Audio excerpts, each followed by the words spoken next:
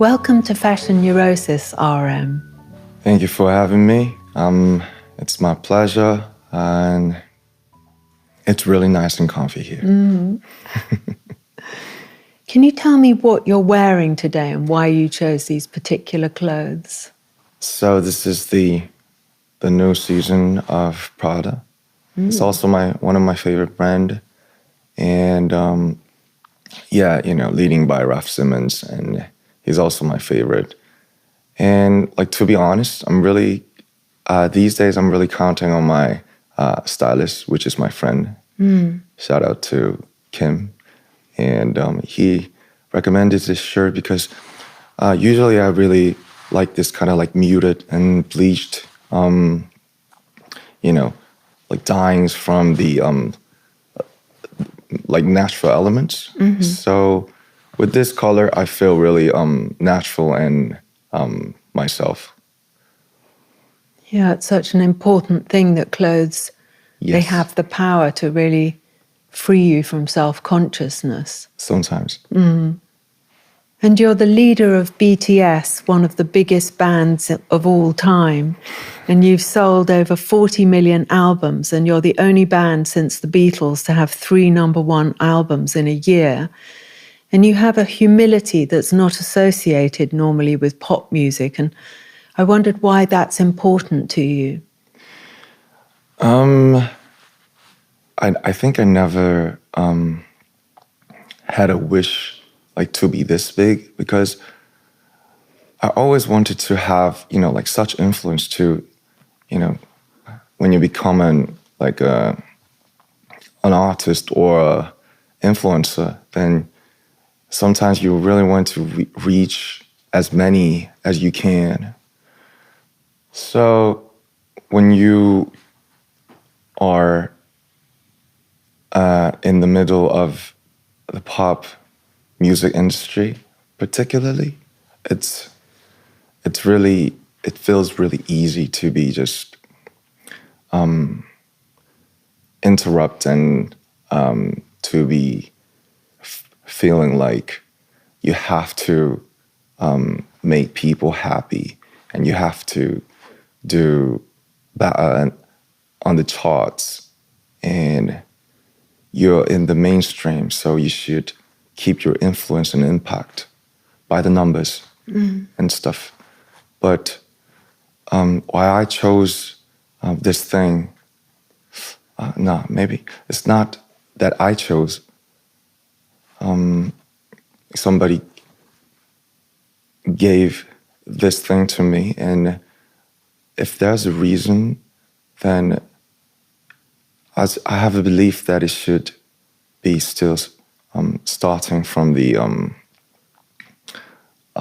like somewhere else, not like you're trying to give people like something. It should be rooted from where you are right now and what you are going through in your actual life, and the influences, the inspirations you're having from the life itself. So I think it's all about balance. So, now I'm in the middle of the pop industry, so I have to keep the balance, like try to keep the distance from the numbers and impact itself, and try to get close to the nature and all those kind of things that are not related to this such a fast era. Yeah, so you can stay connected to the idea that is your inspiration. Yes, because as a young man, I'm 30. I'm 31, by the way. It is really not that easy to be not to be interrupted by all those shorts and reels and clips. Yeah, it makes me really nervous and keep making me feel like I have to do something, like every day, every time I have to leave something, but it's gone so fast. So I have my biggest fear for those waves coming through so fast. God, it's a real mantle that you're wearing. And was fashion a thing in your home? And I wondered if anyone in your family was there anyone whose style influenced you? My father wanted to be like a cartoon artist. I don't know what it is called in English. He wanted to draw cartoons, but at that time in Korea, we were really poor and we got nothing. So my grandmother stopped him from what he really wanted to do. And my mother was a teacher, and so I think my father had some such craving and eager for something else except studies and jobs and stuff. So he was really quite supportive for what I was trying to do, which is music. Yeah. And my mother, she was really always trying to give me the stability and telling me not to challenge too much, just be in the safe zone. And I was like a small, like a clock pin going back and forth with my father and mother. So I think I've learned the balance from my parents, and they were such great parents to me. Because you've described experiencing Stendhal syndrome, where looking at certain works of art and feeling overwhelmed by the intensity of what you see. And I wondered if you'd ever had those kind of intense and extreme reactions to any fashion. I still remember when I first looked at the clothes of Rick Owens. Yeah. And he was also in fashion Neurosis, I know, because I watched it. And so there was a store in Seoul, but it's gone right now, maybe because of the COVID. But I remember like in 2014 or 15, I got no money. I couldn't afford any piece of Rick, but I still remember when I first entered the store of Rick Owens in Seoul. So there was a big sculpture of him, of course. Yeah. And all those like black waves and darkness of his world. And the silhouettes, they were really elegant. And I think that was the first time that I've got like such like a Stendhal syndrome for clothes. And I first realized that, oh, a color called black could be various like this. And I got shocked. That's such a great description, because he's just so evocative, and everything he does is so provocative and also so moving, really, isn't it?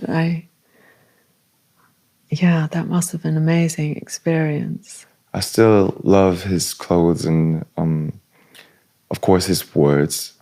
One of my favorite quotes from his fashion Neurosis was that, it went viral. Like, maybe the people who don't care about fashion, fashion is not their priorities, and it could be hot. Yeah. I love that quote. I know, he's so great. I'm so glad you enjoyed that. It was my first He was Yes. my first guest. And he was like a talisman. So it's lovely that he comes back into our conversation. He is amazing. And being visible from such a young age, how much of your identity do you hide or reveal through what you wear? I describe it as like a life of an undercover. It's like you be a thief at night and act like a police officer at daytime, in the daytime. And I think I had a tough time for long to just admit it. Because when I was in my 20s, I thought that I should have an edge, and I should be defined and described as just like a one edge. Mm-hmm. But as time passed by and I got to realize that a human being and an identity could be really, it's always like so much of a complex and complicated. And it was all about the contradictions and dualities. So I'm still fighting with all those contradictions, that how much should I reveal myself to the others, to the public? Or how much should I hide my privacy? Or like I'm still figuring out like what to show and what to hide. Yeah. But I think the best way to reveal your real things is the art itself. For me, it's music. So I'm trying to reveal my bad things and demons I want to spit out as music. Yeah. I suppose that's what people can really relate to as well, because there is no such thing as a completely pure person. It's such a comforting thing to hear that described in music. Yes, it's amazing that, when we see the great artists, their personal story could be universal. Mm. I think that's the beauty of an art. When it comes to a painter, a sculptor, or a fashion designer, architect, novelist, musician, their personal histories and their ways of dealing with their own trials and hardships in their lives. But all we could witness is their results and their final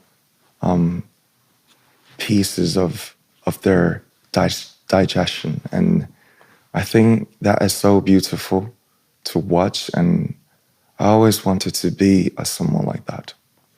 Well, you are. I mean, you seem...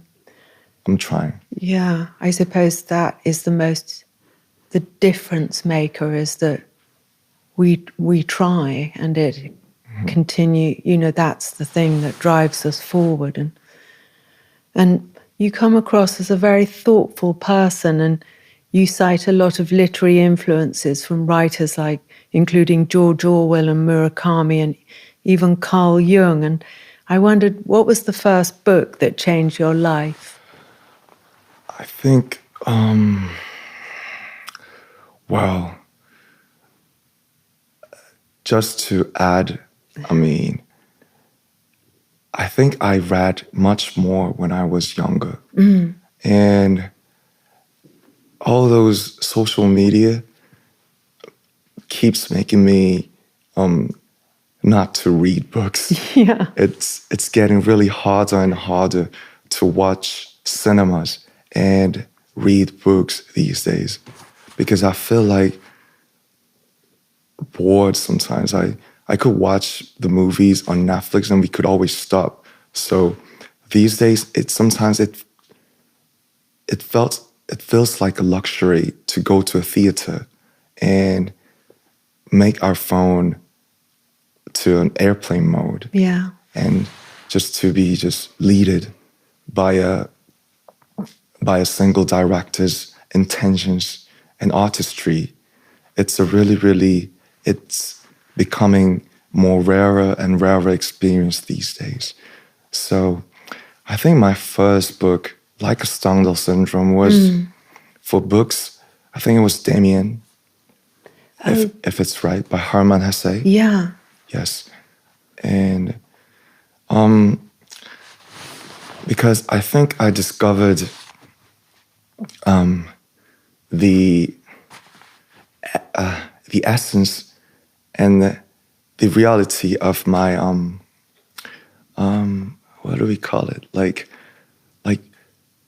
jealousy. Oh, so interesting. Yeah. Because Damien is being described like a perfect human being, very ideal type of human being. And the phrases, the start was really powerful, like about the bird and the egg, about the abraxas. So I think I've read it over like 4 or 5 times. Really? Gosh. When I was young. I think I should read it again. Because I want to read it now. You're describing it. It felt like for me, felt like a school life at that time. The bad feelings and like jealousy I've had for the kids, the friends I have in my class, like very tall, very handsome, very smart, or like, very good at sports, who's always popular from the girls. So I could reflect on my real life, even though if I was a teenager at that time. Yeah, I remember that.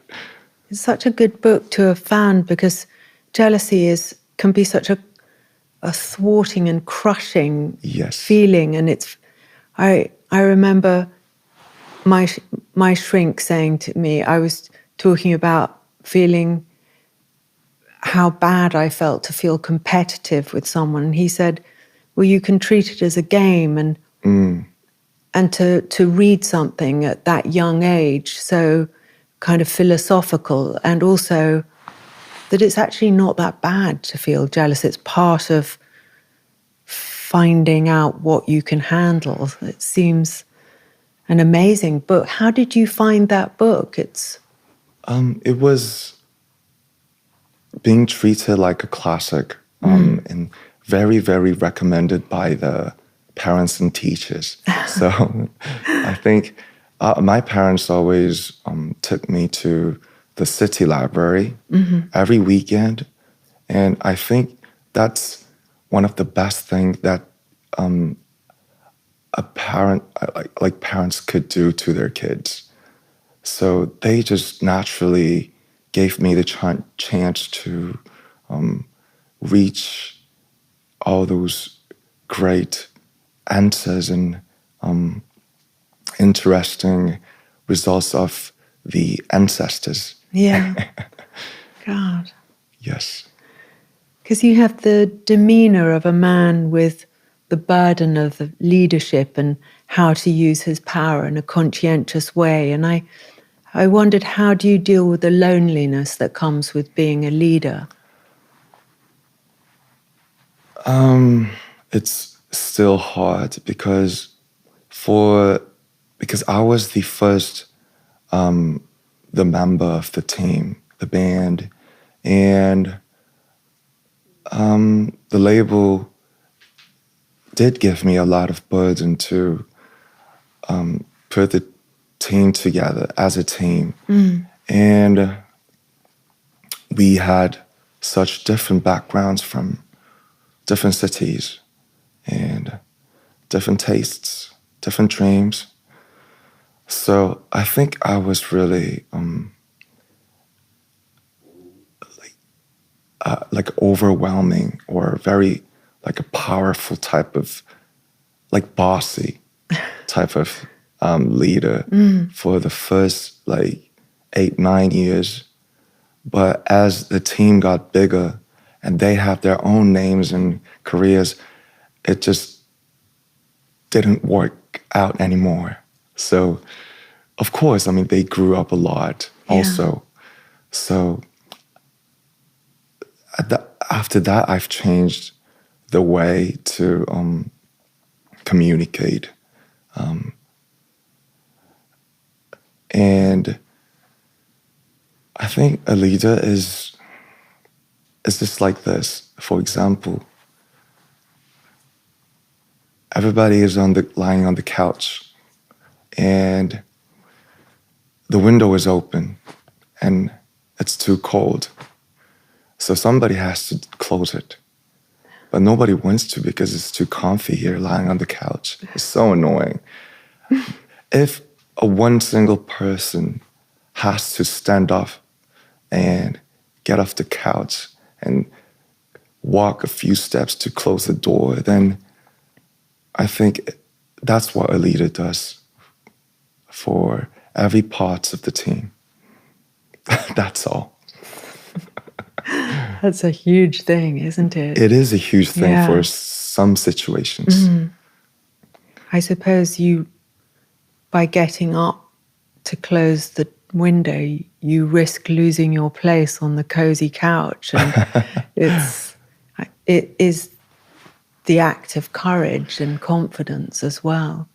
So I think it's basically really just annoying to be a leader, but it's like I just couldn't let anybody do it because I was like, if somebody has to do it, then it should be me. And because I just can't watch somebody else just doing it. And if it's not working out as I expected, then I could be more stressed out. So I think that's why. And when they sometimes just tell me that I know your efforts, and I'm really happy to have a leader like you, and all those stress, they're gone. So that's the beauty of the team. Yeah. Well, you're clearly very good at it because it's... Yes, it's been 15 years I have been living with them, and I spent half of my life, literally, with the 6 members. By the way, we have 7 members in the team. Yes. Usually it's 4, but we're 7. Really? Gosh. The lucky number. Yeah. So it's a lot. It's wonderful. Because for your solo album, Right Place, Wrong Person, you worked with Wing Shah. Yes. The legendary stills photographer who worked with Wong Kar-wai. And his lighting techniques and framing, they propose you as an ordinary individual, but clearly an exceptional person. And in fashion, everyone's obsessed with a mood for love. And it's such a romantic, melancholy choice. And are those introspective moods somewhere you feel comfortable? Yeah, that's my favorite album so far because that's my most recent album. But thanks for noticing, by the way. They're so beautiful, the photographs. And you... Sorry to interrupt you, Carrie. I was really trying to get away from where I was because just by the excuse of that I'm too busy just doing my role and doing all those schedules, I just realized that I'm too lazy these days for digging stuff and studying all those great art world outside. And when I was working on the album, right before the military, I just tried to get away as far as I could. And Wingshot was, of course, everybody loves Wong Kar-wai's movies. And it's really interesting that even the Gen Zs and the Alphas, there are lots of fans of Wong Kar-wai still. So I think it's proving that he built such an like his own original world by himself. And all I focused was just to be more chill and not too nervous all the times, because being a leader of the team in the pop industry, they gave me a lot, but it also they took many things from me. So the one thing was that I was always like this, like stuck in, I have to do this very well. I want to do this really good. I have to do my best all the time. So there was always some kind of tensions with my whole life, and I just try to loosen it. And me and my team thought that Wingshot would be a wonderful artist who could lead me to another world. Wow. Because he always captures the I think he has such really sensitive setups for those frames and the objects, but when he grabbed the camera, it feels like he just does it really rough and just in a second. Really? So, gosh. Yes, so it was really new and a fresh experience for me to work with him with a bald hair. I mean, they're so striking, and that picture of you in a pool of light is just, it's like he's able to show more of you than maybe you might care to reveal, with your privacy. But to see those pictures was very, I felt that I learned something more about you to look at them. There was such a depth to them, and oh, that's really wonderful to hear. Thank you. He will also like it. I mean, it seemed like a meeting of spirit and creative kind of. It was an old hotel, dumped. Really? Yes, and I think it's just being used like a location for shootings these days, because I think it's on sale, the building, but I think it's not sold yet. So it was really like a strange place, like back room. God. So I think he's a veteran, so he captured the maybe the blurry concept or the thing that I want to deliver by in the title of Right Place, Wrong Person. Yeah. Because I think in 2026, most of the people could think themselves like that. Like when you are in a company and you feel like you're the only wrong person. Am I the only one who think like this or who acts like this? I think everyone may have an experience of feeling like he or she is a wrong person in a right place, or a right person in a wrong place. Yeah.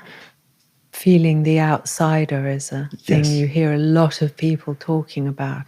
In terms of loneliness, you said, it's getting more connected and connected by the phones and the media, but it's a contradiction that people with depression and loneliness are getting a lot these days. Yeah, it is.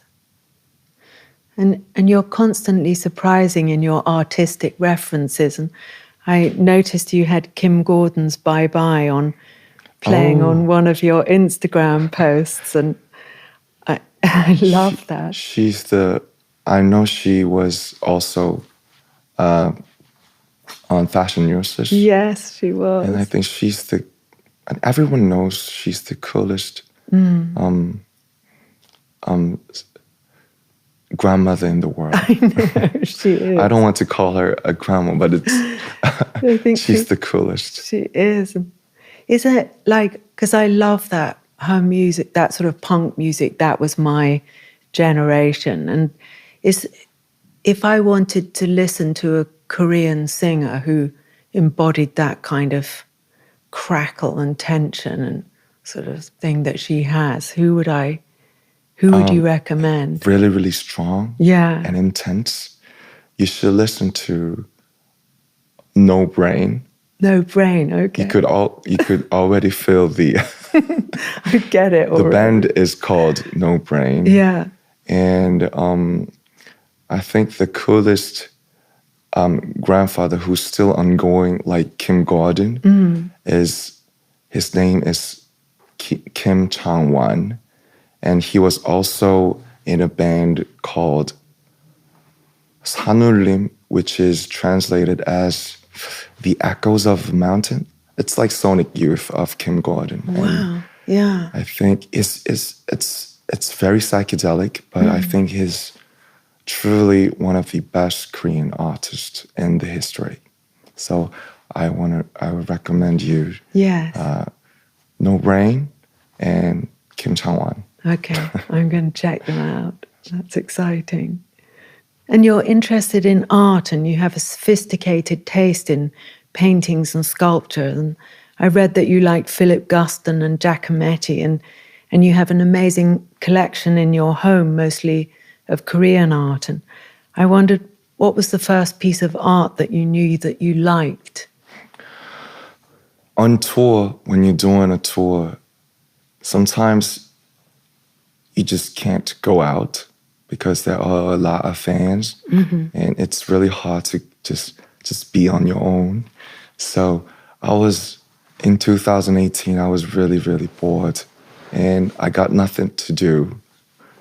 I didn't know anything except like shopping or playing games in the room. So it just suddenly popped up, and a member of the team called V just proposed me, like, why don't we go to a museum? And I was like, a museum? I am not a museum guy. And isn't it just boring just to go there? But we just went there because we got nothing to do.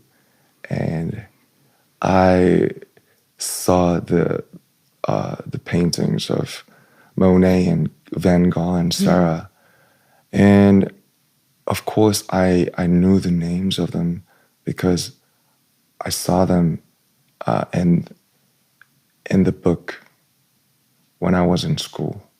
So, but it was literally the first time to just ever, like physically, to have a chance to look at their actual paintings.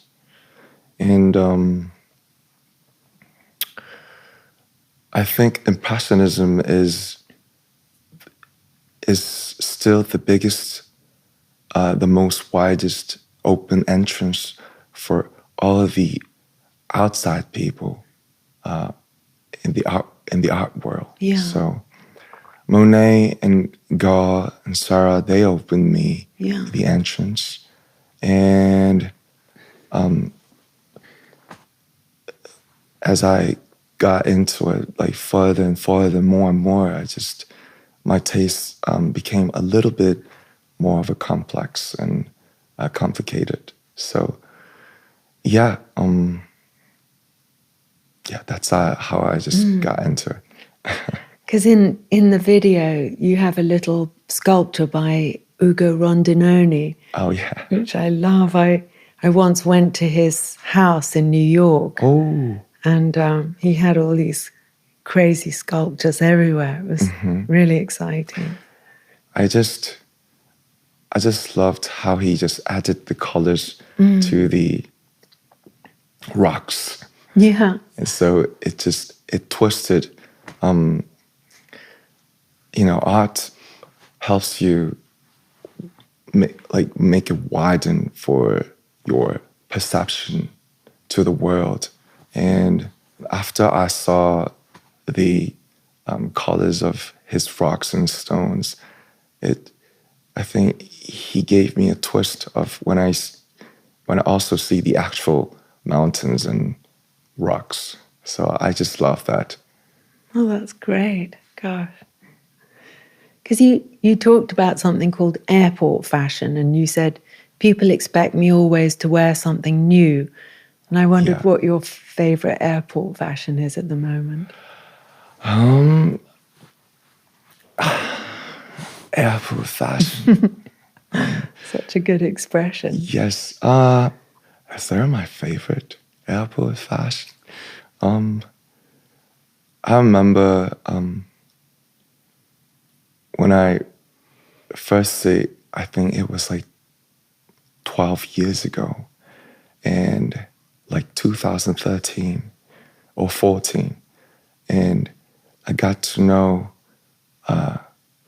the collective, the crew, Art Future of Tyler, the Creator, and Frank Ocean, are all sweatshirt, and I just got to love their vibes. And so I was not very rich at that time, so all I could buy was the T-shirt of Golf Wang, and it looked, when I looked at the picture of those times, it's ridiculous because I'm wearing like pink socks and the donuts for the T-shirt. I mean, but I kind of like it because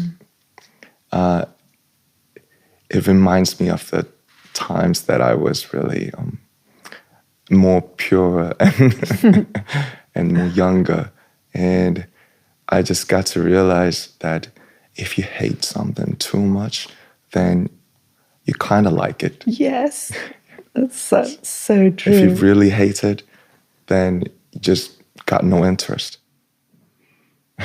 That's such a brilliant point. It's always, there's something in there, isn't there? Yes. So ironically, it's my favorite. The pink socks. Yeah. And are there certain garments that make you feel better when you're feeling low? I call it, in Korea, maybe, me and my friends call it like the hills. And I have my hills. And they are, I think the nature is always the best therapist. 70% of Korean land is made of mountains. So we could go hiking in every cities. So mountains, rivers, and the sea. We also have sea in Korea too. So they are my teachers and therapists. And mostly the friends. Because I don't like myself sometimes when I feel like I'm too obsessed with the relationships.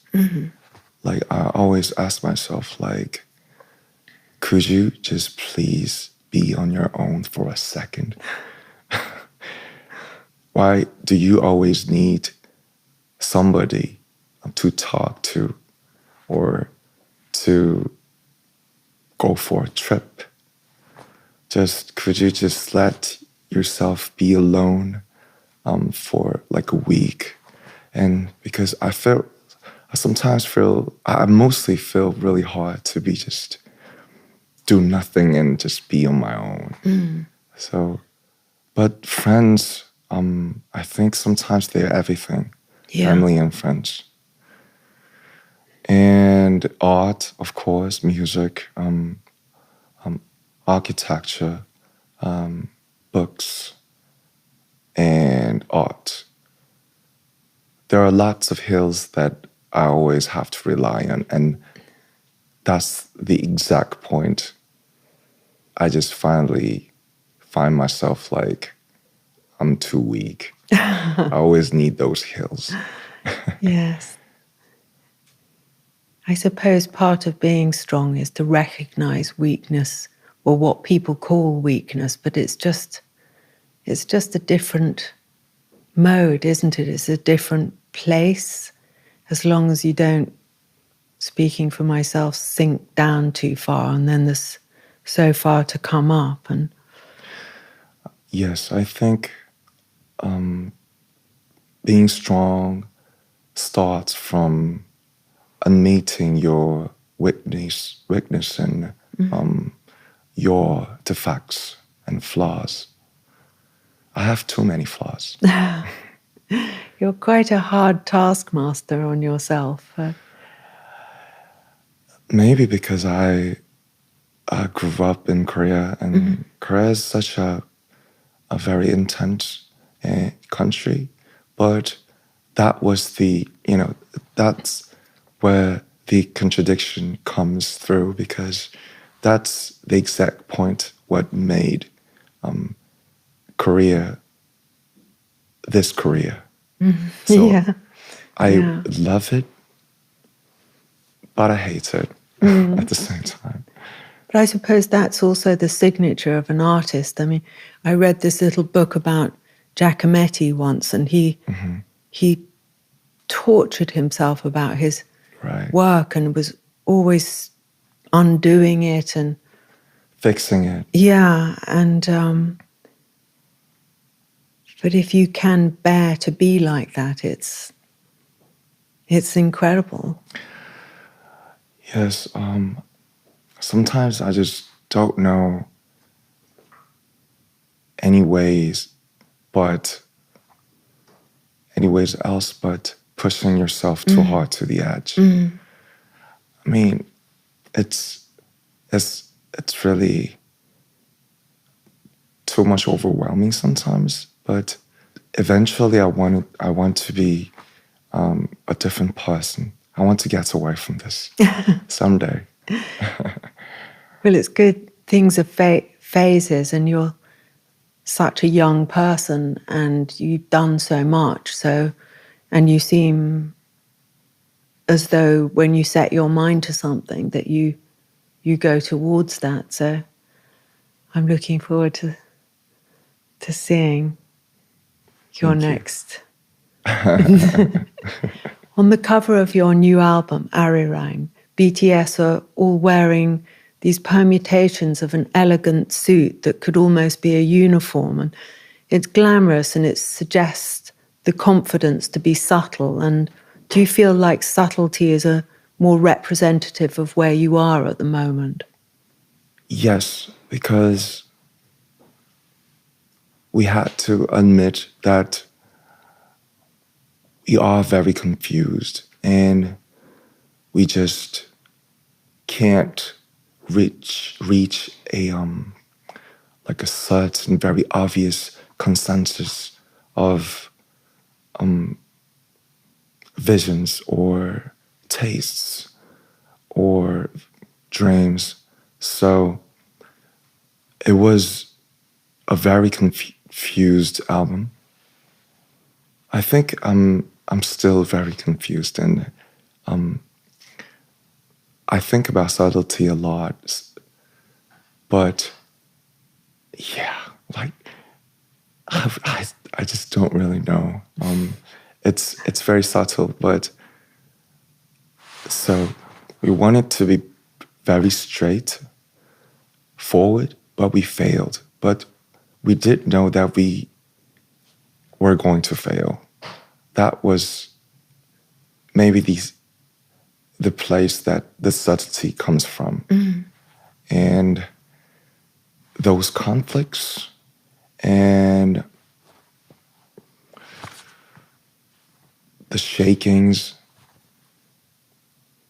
I think it's where I am right now in 2026.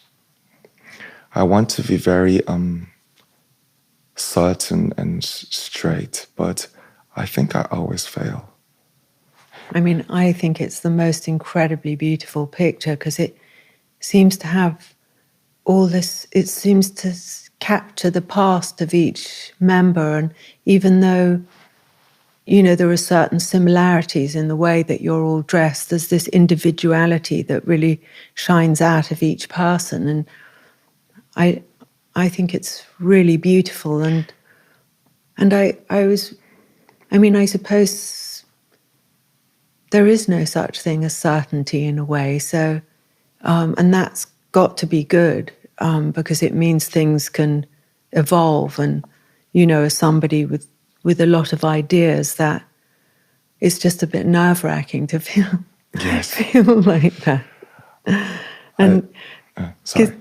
because you come across as someone with immense focus and inner strength. And what does self-discipline mean to you? And when does it feel strengthening? And when does it feel restrictive? Sometimes I feel like I'm too much of a control freak for myself. Just like, you must not get lazy. It's not the time to chill out. Like, for example, I think the tour is one of the final completion of a musician, because it's a total package of music, performance, choreographies, and visuals, and most importantly, the fans. And we have this such communion, eye to eye and face to face. But once the tour starts, I was forgetting about this because it's been almost 7 years that we haven't been on tour because of the COVID and the military. Oh, yes. And so it was in a while. And the tour started 3 months ago. And I got to realize, like, man, I have so much time but it's such a, I have to use lots of energy to do this. So most of the time, except the actual concerts, I'm like exhausted. Yeah. But I always try to go out, like, for example, here I'm in London, so I'm planning to go to a Hayward Gallery to see the Anish Kapoor's exhibition. And I jump too much in the tour, so my legs, they always hurt so much. So it's really hard to just walk. But I always push myself, like, when could you see this place or exhibition if it's not now? But so my self-discipline is just always about those two things. Like, am I controlling myself too much? No, it's okay, you could chill out. It's been 15 years. You always waited for this moment. Nah, the world is flowing too fast. You have to push it more. No, you have to chill out. Bro, please chill out.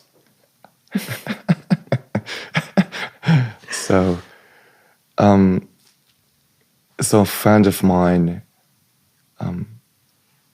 told me, I just hope you live the life of an undercover, like, even more. Like, push it to the edge even more. Like, when you are in the team, just do all those stuff like a pop star, like a pervert. Like like you could do it even better and better. You should enjoy it. But when you just come back to your like a private time, just be yourself, say anything, spit it out. You could do both roles even more and more and better. Just don't try to combine it together. I think that's where your insecurity comes from. And that helped me really much. But it's really hard just to do that sometimes. It's a great bit of advice, I must say. And is there a particular garment that you find attractive on somebody that you're romantically interested in? Yes. I think about it a lot. And I think I kind of want to see like the contradictory image from somebody, because like if somebody could be very, very serious, but very, very ridiculous and humorous at the same time, maybe I think I might fall in love with that person. That's so nice. Yes. Because I don't know why. Maybe if I could be with that kind of person for a long time, I feel like I might have a really, really like a happy life and happy times with, like such full of content. Yeah. You know? Like, talking about maybe the social issues from like political things, and just to like, which beer do you prefer the most, Belgian or German? Yeah. I prefer Korean, like something like that. Yeah. So, yeah. I think I find such riz when I see somebody's very, very a duality. Yeah. Yeah, the duality. Yeah. And if you fancy someone and don't like something they're wearing, does it kill your attraction? I think I used to when I was young, because I was like, fashion is everything. Like clothes, it's the best way to express yourself. But, Rick already taught me on fashion neurosis. There was a lesson. And I think as I got a little bit older, I've learned how to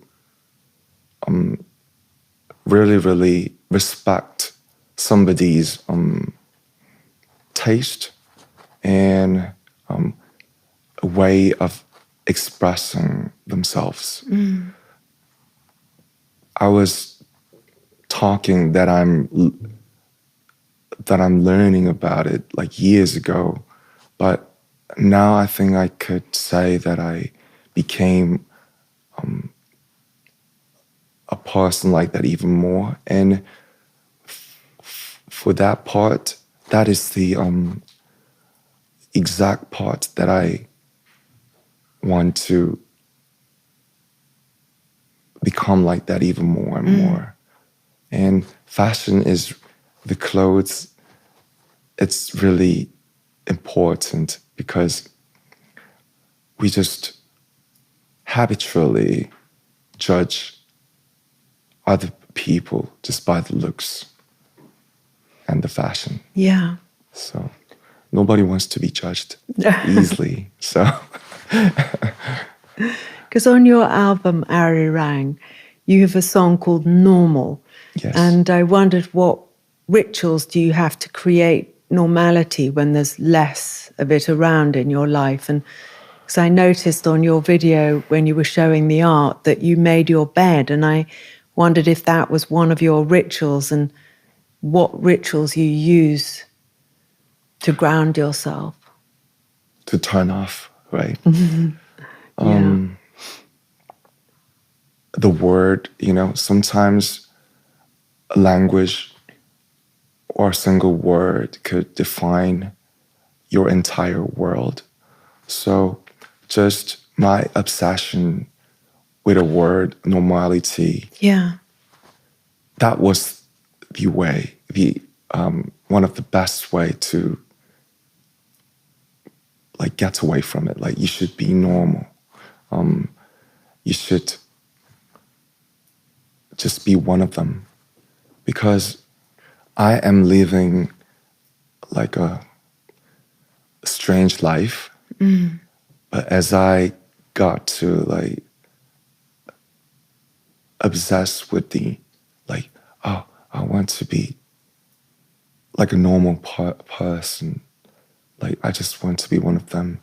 And as I got so obsessed with it, I think it just runs away from me even more. Yeah. So I'm trying to stop thinking about normality. Yeah, it's a really good idea.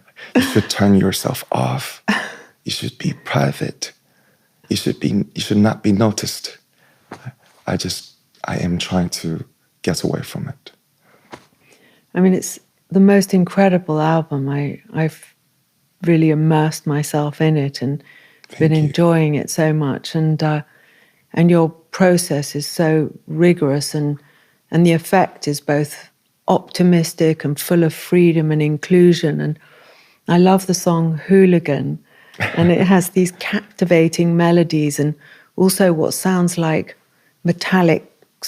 I mean, I imagine swords clashing, like ancient sounds. And how do you bring all these things together? I mean, it's an impossible question to answer as I'm asking it, but it's so, you have all these kind of beautiful things happening, and then the effect is just very, very direct and definite and goes straight into the heart. We had a lot of friends and partners who helped us so much.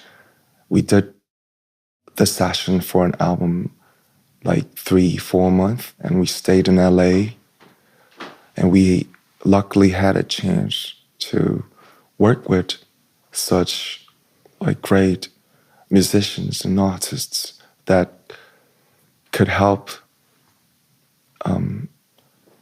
expand our world. And Hooligan is also one of my favorite. Is it? Oh, yes, it's produced it's a track by El Quincho, and he did a lot of music for Rosalia.